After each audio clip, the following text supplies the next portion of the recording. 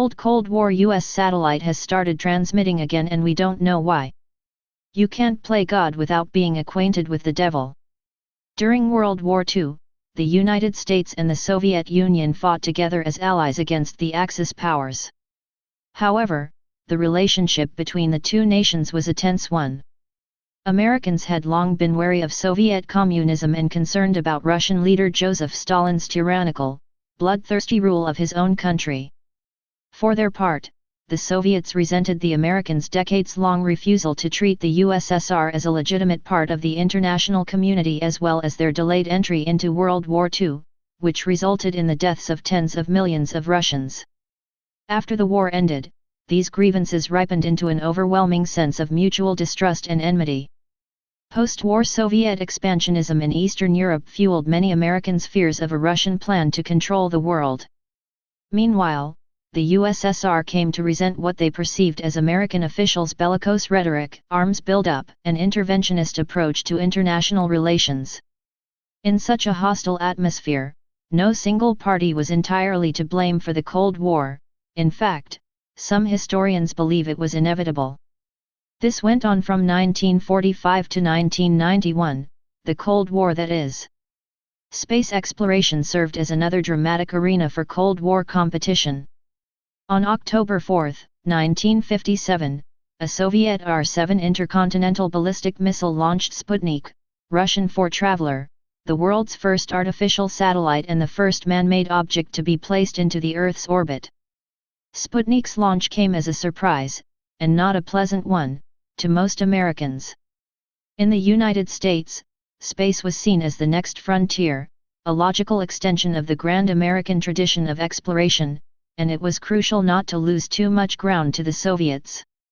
In addition, this demonstration of the overwhelming power of the R-7 missile, seemingly capable of delivering a nuclear warhead into U.S. airspace, made gathering intelligence about Soviet military activities particularly urgent.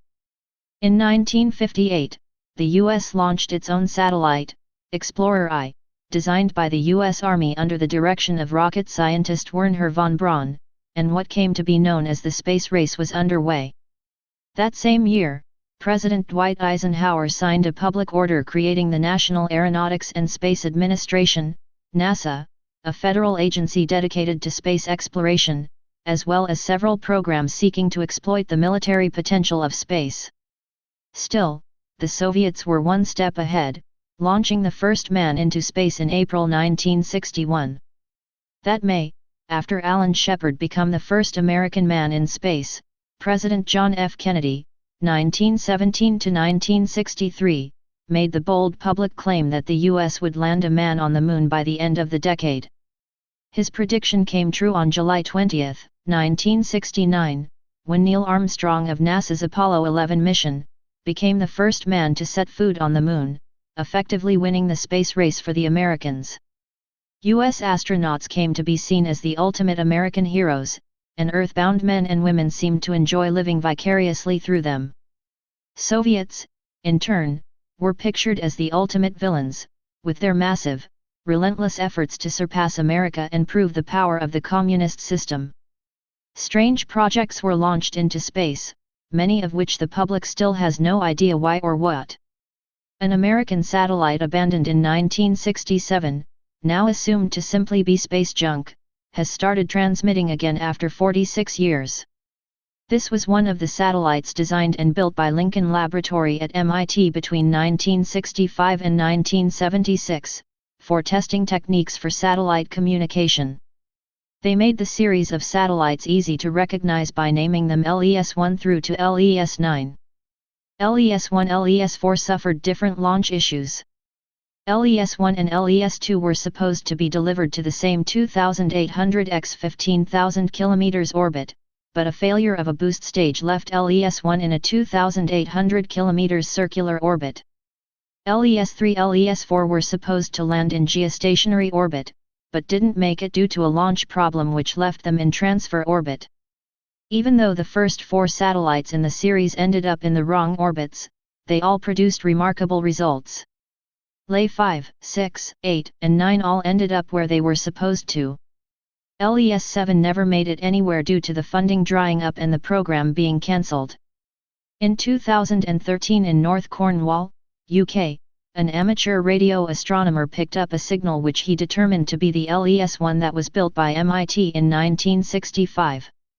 The satellite never made it to its intended orbit and had been spinning out of control ever since.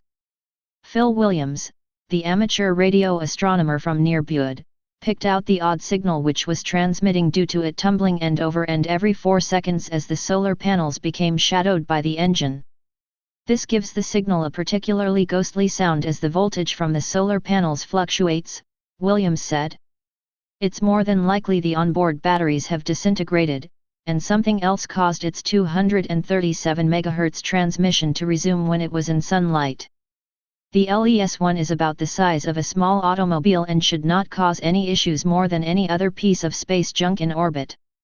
This proves electronics built around 50 years ago, 12 years before Voyager 1, and far before microprocessors and integrated circuits are still capable of working in the hostile environs of space.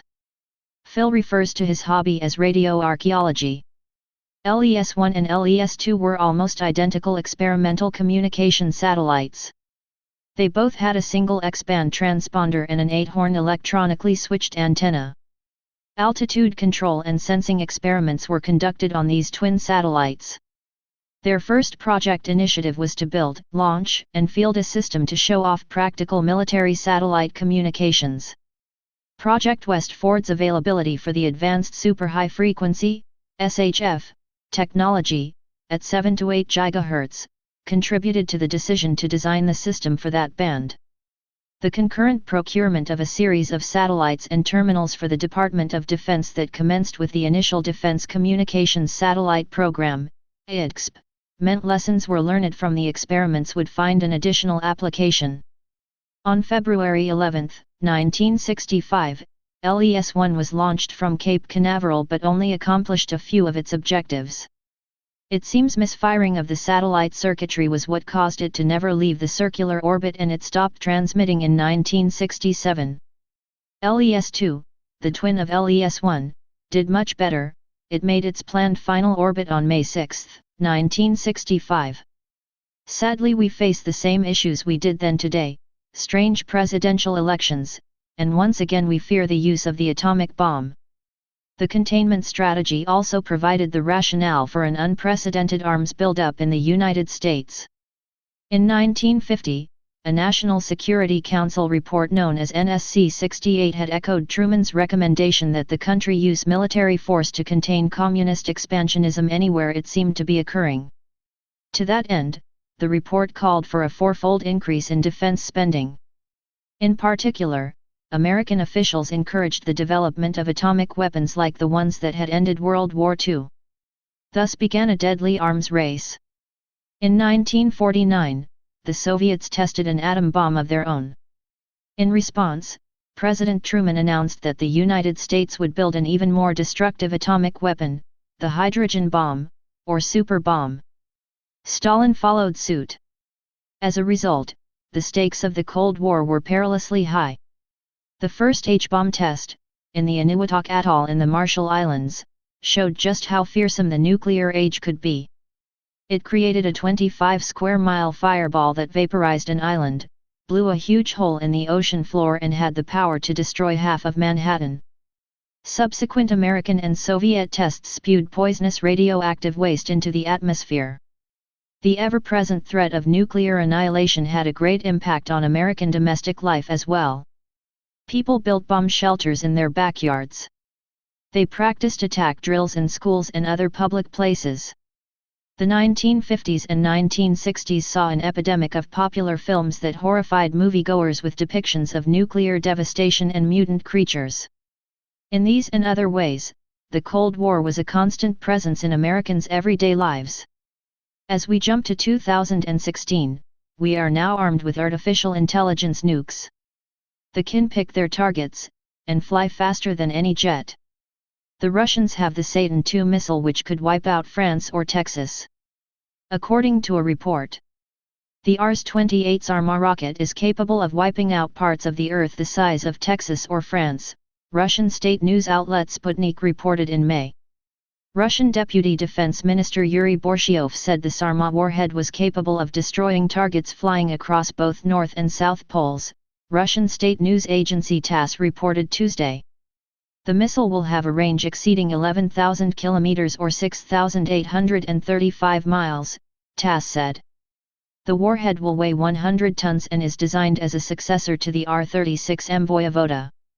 According to a statement posted on the maker's website, the Sarma is designed to provide strategic Russian forces with a guaranteed and effective fulfillment of nuclear deterrence tasks and is being co-developed with the Russian military.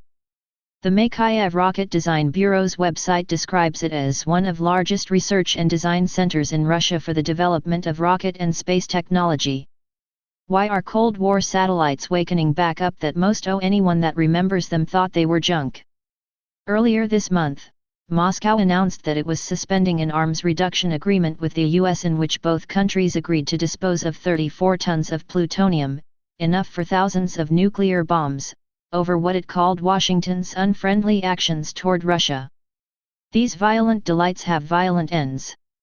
Stay paranoid, my friends.